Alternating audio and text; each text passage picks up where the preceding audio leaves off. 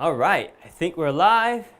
Yes, we are live. Hello everyone and welcome to Utopia. Today we're discussing what's the difference between the AIO, like the Arctic Liquid Freezer 2 360, which you see right on front of me, right on top of me, versus a really good high quality air cooler like that over there. That's the Noctua NH-D15, one of the most expensive but the best air cooler is for any CPU out there.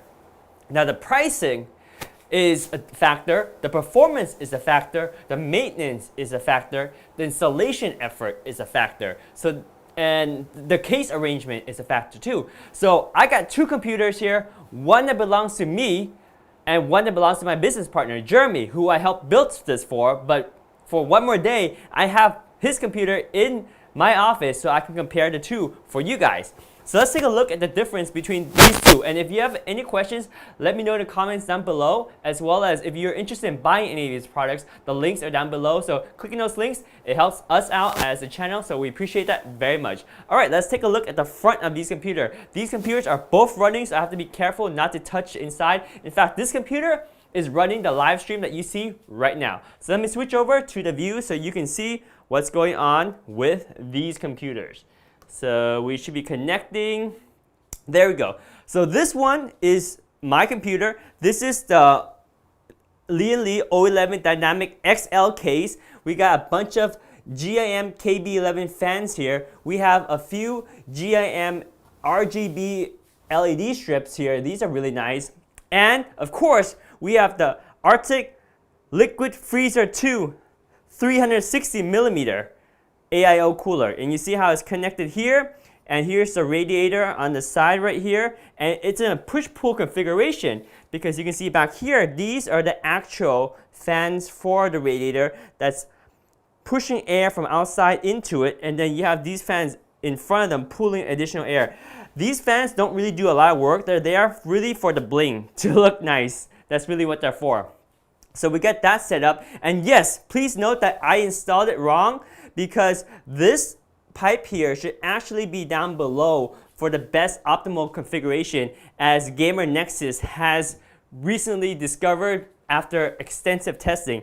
So actually the best placement for the radiator should be up here, which I'll probably move up later on. But if I'm going to keep it in the side, then the second best is to move it so that the tubes here are down below. So this is player number one. This is this computer right here. That's using the AIO 360mm AIO cooler, and this one costs about $125. This is one of the best price for performance AIO cooler on the market. And over here, this bad boy is Jeremy's computer, and this is running the Noctua NH-D15 cooler. Of course, we have some GIM fans here as well. These are the KB23 fans. We have them on some subtle lighting. We're going to add some RGB strips for him right here. We're going to probably add maybe a 40 centimeter GIM RGB strip there. Maybe another one on top of this graphics board card like mine here. If we can fit it right underneath there, it'll probably fit there too. Or maybe we can put it down here.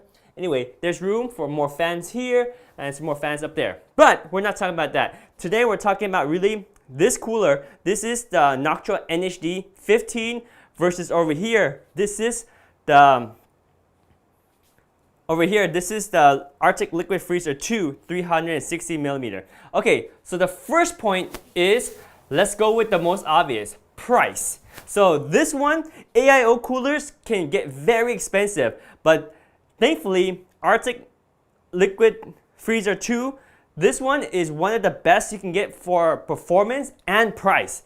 It actually performs the second best out of all the AIO coolers there are out there, even the ones that cost around $250, which is the Kraken Z64 or something, the Kraken Z series. Yeah, this one performs just slightly, a little bit less than the Kraken series, but it costs less than half the price. So this one costs $125, and this is the largest AIO cooler that they have. This is a 360 millimeter, which is the longest one they have right here.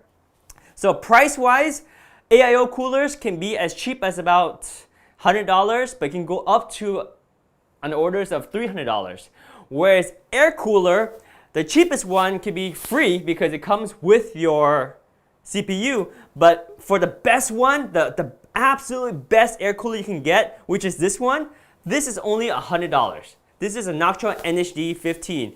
And honestly, I prefer the Noctua NH-D15, but I just wanted to install the AIO cooler just so I can see how well it performs. But in terms of price, the air cooler is more affordable.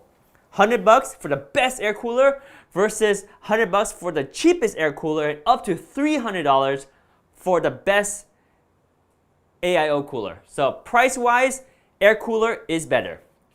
Now, point number 2, what about performance? Performance-wise, AIO is better. It cools at a higher efficiency, and that's the simple nature is that because it has, well, as long as you get the big and better AIO, it cools better. Simply just because it has a bigger surface area, you have a huge radiator, and you have water cooling through it. Whereas here, with the Noctua NH-D15, you have a heat pipe and some fans. That's about it. So price-wise, Noctua NH-D15 wins, but performance-wise, AIO, which is the Liquid Freezer 2 360, here wins.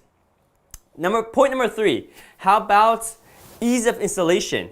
Well, this one was very easy to install. There's 4 bolts on the bottom, and then you hook one cable, and it's done. That was installation. You clip on the fan, and it's good to go. Now this was much harder to install, although this is one of the easier ones to install because as you see, there's only one cable here that connects to the CPU fan header that controls the fan and the pump, but a lot of other AIOs are more complicated and they require multiple cables and it just gets complicated. So here you have to install the AIO unit, which is also 4 screws that connects to the motherboard, so that's the same as with the Noctua NH-D. But now you have to worry about installing the radiator, where it's installed, and you have to install fans that go with the radiator too. So in my case, I installed it back here to save some space. And you have to manage the pipe for the water to go in and out. So installation, the Noctua NH-D15 is much easier to install than the Arctic Liquid Freezer 2 360. So the winner for installation or ease of installation is the Noctua NH-D15. Now, how about longevity and durability and reliability? Well, I have the Noctua NH-D14, which is the version before this, for nearly 10 years now, and it's ran flawlessly, and I never had to even get the dust blower to blow dust out of it.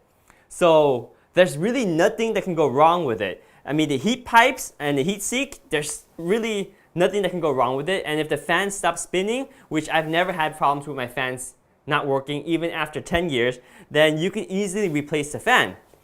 So durability, the air coolers are simple and they're much more durable. Now, the Arctic Liquid Freezer 2 and other AIOs are not as durable, and this is a simple fact. Because there's so many more moving parts. You have the pump that's in here. If the pump is not pumping properly, then the fluid is not transferring over. Then you also have this radiator unit. Well, the radiator unit has water flowing in there, so you gotta make sure there's no leakage, and over time the water will dissipate because water will kind of absorb through the hose and it will just evaporate a very small amount even though it's a fully closed system. And also you still have fans that need to be running to cool the radiator. So you have much more cooling parts, and the reliability of AIO are not as good as the reliability of the best air coolers out there or any air cooler out there. In fact, the warranty for the Arctic Liquid Freezer 2 is only 2 years. Some of the better ones give you 4 or 5 years, but still, if Arctic Liquid Freezer is only willing to warranty the cooler for 2 years, then you know maintenance and reliability and durability of the AIO coolers are not as good as the Noctua NH-D15 or the best air cooler, simply because air coolers are simpler. AIOs have more complicated parts and you have to worry about more things, and even if you install it right, especially if you install it wrong, like for example you have the radiator down here, then that's going to cause problems with your pump. And also, like the way I have installed here is not correct either, because right here the tubes are on top, which makes it harder for it to pump. It's better to have the tubes on the bottom. Of course, the optimal configuration is to have the radiator up here, which I will be moving later, but there's more things that can go wrong here. Parts getting worn out, water getting depleted over time, pumps breaking, fans breaking, more things that can go wrong with the AIO versus a simple air cooler.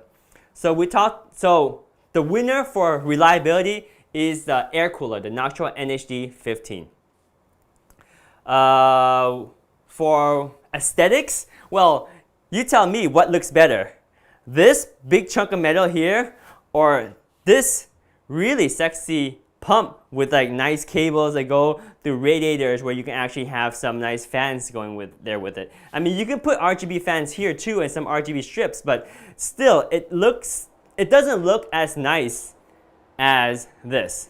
As simple as that, right? So for looks, the AIO cooler wins. So we got better looks on the AIO versus okay look on the Noctua NH-D15.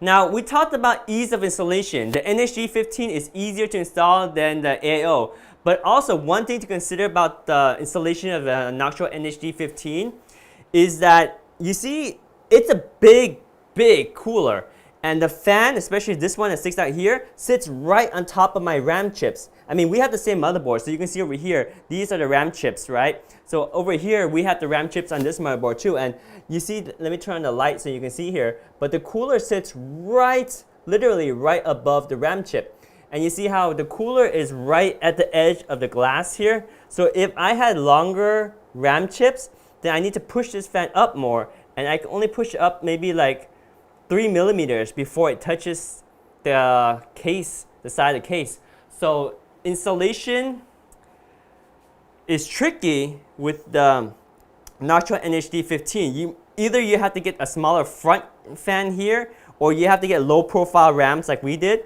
We got the Crosshair Vengeance LPX RAM. We have the same RAMs on both machines, and these are 31 millimeters in height.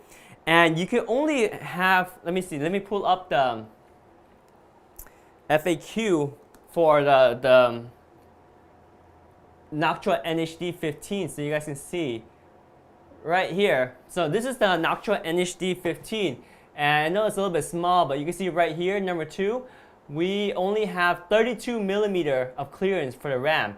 And in fact, our RAM is about 31 millimeter. So you have to be very precise on the amount of RAM clearance you have. Plus, the whole cooler is pretty tall. It's 165 millimeter tall. So you just gotta make sure your case has the room for it. Otherwise, if you buy tall RAM, you will have to push this fan up, and then this fan will run into your side panel of your computer case and it won't work. So you have to get a smaller fan, and then that kind of takes away from the dual 140 millimeter fan, right?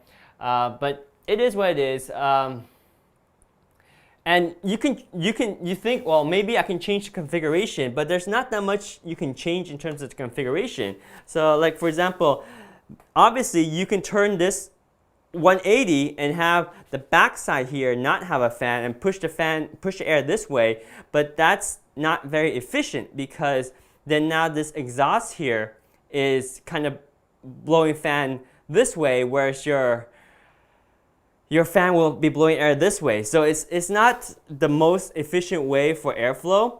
I think you can flip all the fans around, but still it makes it very difficult. Oh, actually, I forgot. I can't even do that, because you see how this fan sits right there? I also have this big what's that called? Heat sink for the VRMs right there, or actually the panels here. So flipping this around makes it very difficult, even if you flip it 180. So There's a reason, there's a lot of limitations to that. So this is pretty much the only configuration you can have the Noctua NH-D15, blowing air this way, which works perfectly with the fan sucking air out. So you see this case flow, you have all these fans in the front pulling air in, it goes to the NH-D15, Noctua NH-D15, and it blows the air through the heat sink and out the back of the case here. So that's a really optimal airflow. And in order to keep the airflow, you have to have the fans in this configuration, and to have the fans in this configuration, you gotta make sure you have low profile RAM, otherwise this fan will be too high and you gotta get rid of this fan or get a smaller fan. So installation limitation of a big cooler like the Noctua NH-D15 is limited. So if you have like a mini ATX case or some small case, you're not gonna be able to fit this huge cooler. Whereas the AIO, you can get smaller units, or you can find a place to put the radiator somewhere else, like up here, that will be better and still have access to all the RAM, and you see you have a lot of space here. So that kind of hits up all the points about the air cooler and the AIO cooler. So let's repeat those points if I can remember them. So in terms of price, we got the winner is the Noctua NH-D15 at around $100. The price of the cheapest AIO is about $125, but it can go up to like $300. So AIO versus air cooler, in terms of price, air cooler wins. In terms of performance, AIO wins. Performance, AIO has better performance than air cooler. In terms of ease of installation, AIO, they're tricky. Ease of installation is tricky because AIO is easier to install because you don't have to worry about the RAM heights.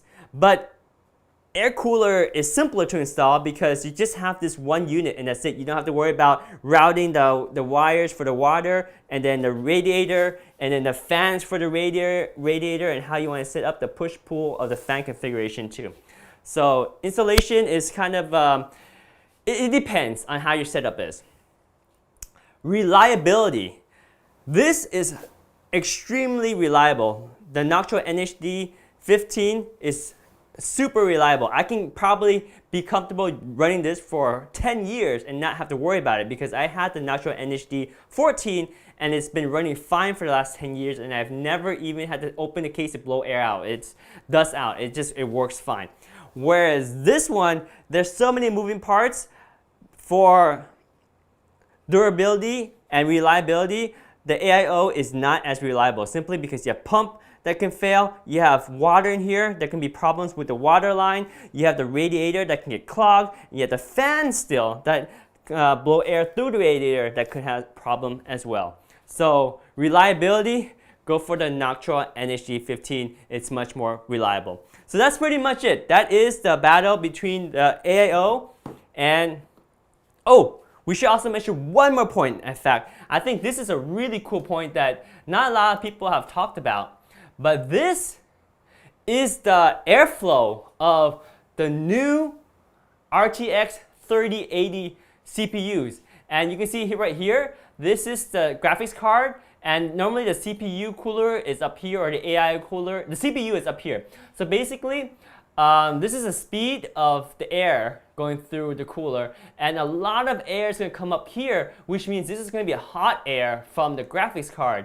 And if you can imagine hot air coming up here, if you have a Noctua NH-D15 or any air cooler here, guess what? It's going to suck up all this hot air and run it through the CPU and make the CPU not as efficiently cool as if you had cooler air. So if you have the newer graphics card, well, the newer RTX 3080 graphics card that's coming out soon, the design of the fan is going to blow hot air right into the CPU. So that's one thing to note. So if you're planning to get the new 3080 or the new RTX 3000 series with the reference fan design that's going to blow air up through the graphics card, the air coolers are going to suffer. Now, if you use that same logic and you look at our cooler over here with the liquid cooler or the AIO cooler, you see if the graphics card is blowing hot air up, well, that's fine because then the air just kind of goes up here and goes out here.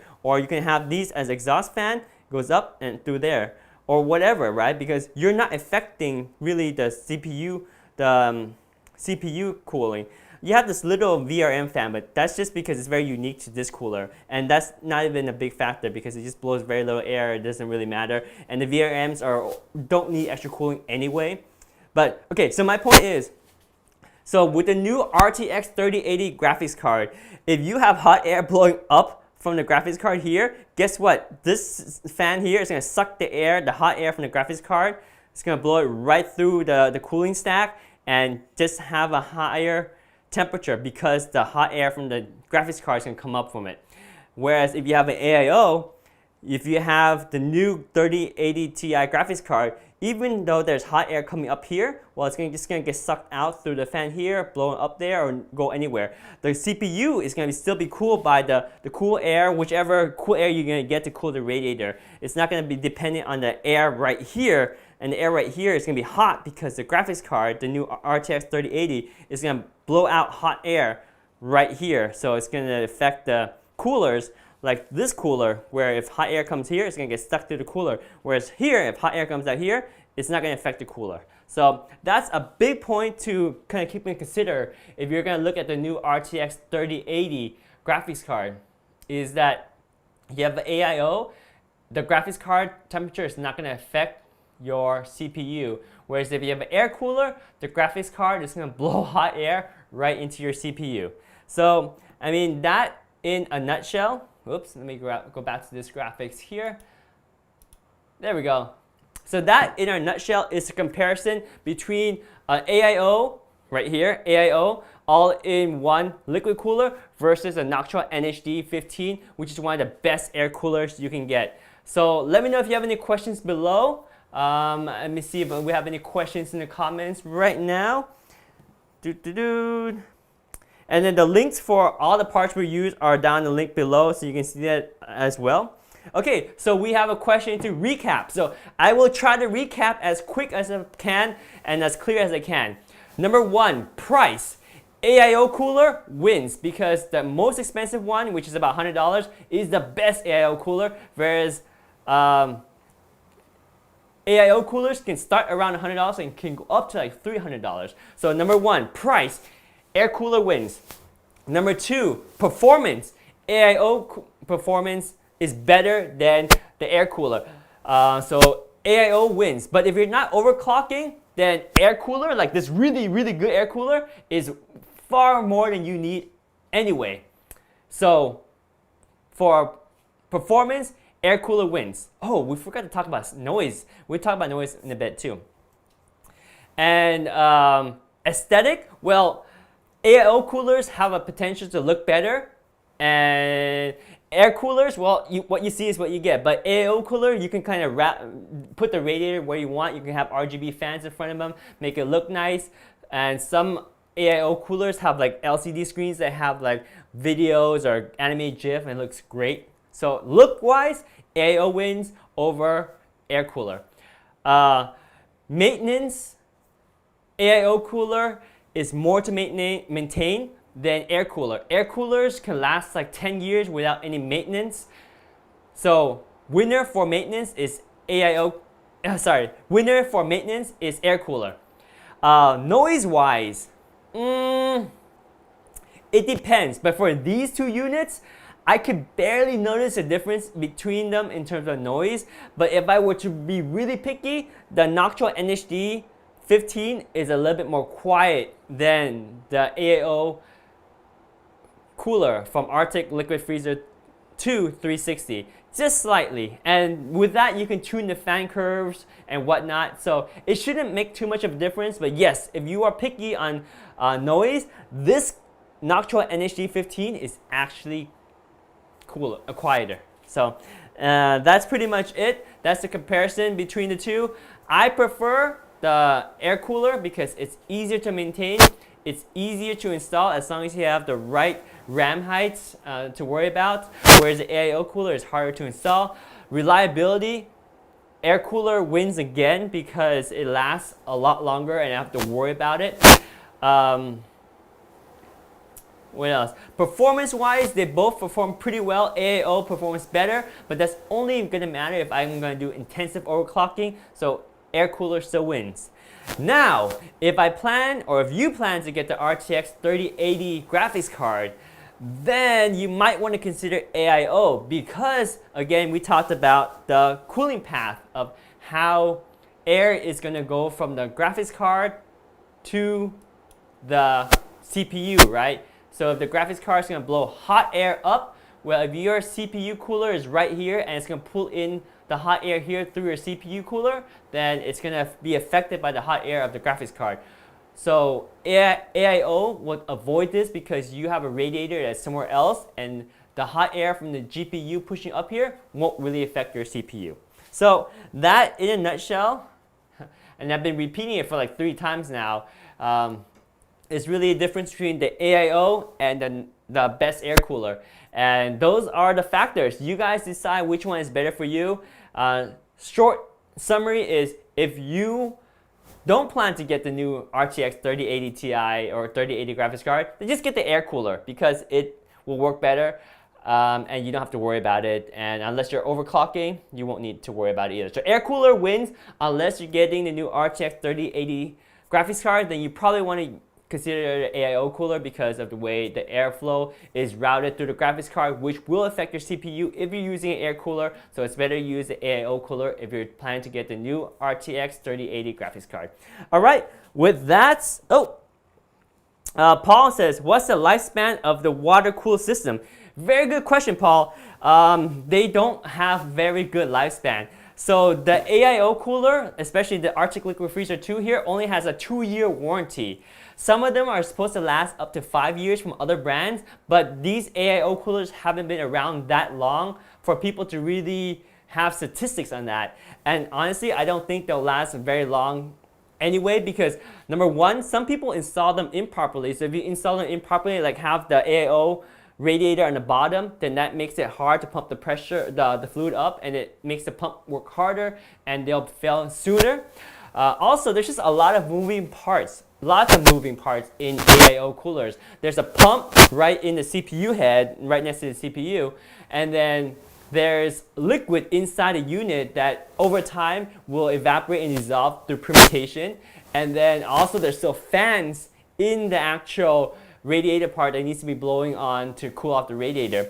And also the liquid inside the AIO has a tendency to pick up all debris over time because you're cycling liquid, and it's going to pick up debris from the tubing, from the metal shavings if there's any, and those will get stuck on the tiny little fins on the CPU plate over time that will clog the water. So there's a lot of maintenance to worry about, and even the 2-year warranty on the Arctic Liquid Freezer 2 makes me doubt how long they will last. So I would say the lifespan is pretty low on AIO.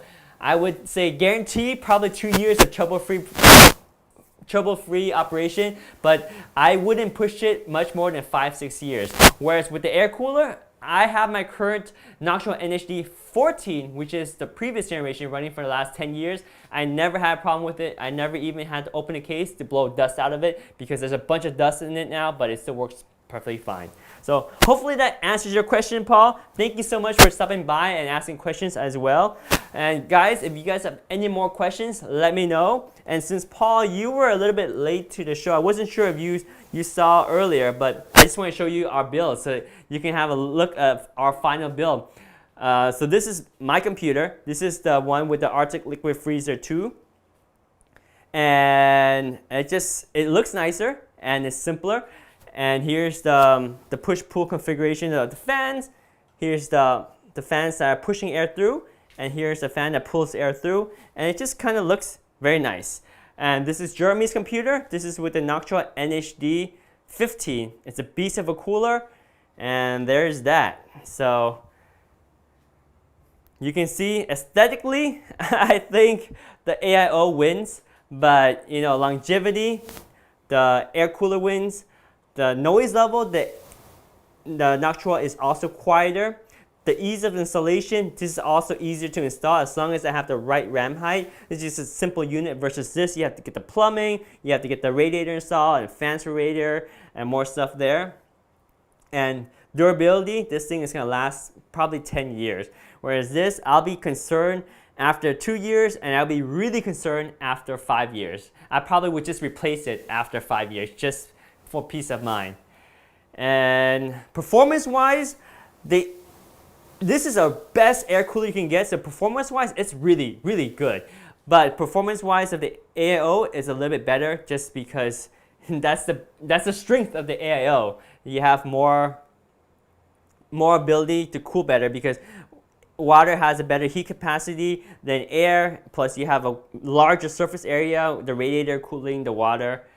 The only thing is, if you're getting the new 3080 Ti graphics card, which we mentioned before, it's going to have fan design where hot air comes out of the graphics card this way. So if hot air comes out of the graphics card this way, it's going to suck for your CPU, literally, because the CPU is going to suck in all that hot air, and it's going to raise the